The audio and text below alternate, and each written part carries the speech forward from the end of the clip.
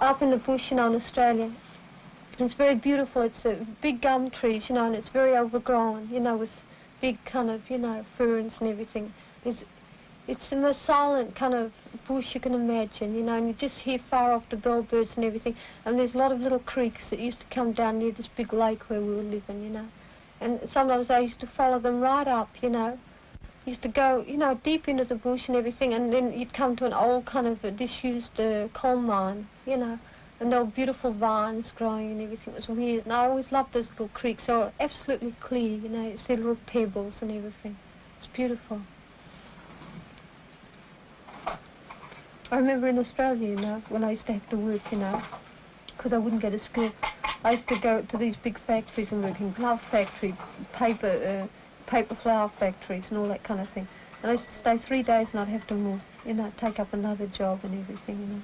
It was weird. One factory after another, big factories, you know.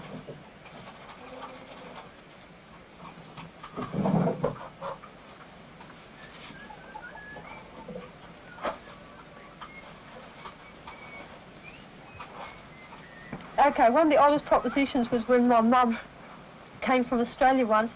I went to England to meet her, and she said, "Listen, lamb," she says, "why don't you have a permanent wave?" You know, she wanted me to go to the hairdressers and have a permanent wave, you know. Do you understand what I mean? Yeah. Odd to me would be like, I don't know, taking up typewriting or something. You know, I'd consider that very odd, you know, doing something like that. You know what I mean? That for me would be kind of, well, that wouldn't be odd, that would be a nightmare. You know, I don't mean typewriting, but what it entails, you know, all that kind of weird thing. Do you know, that would make me commit suicide.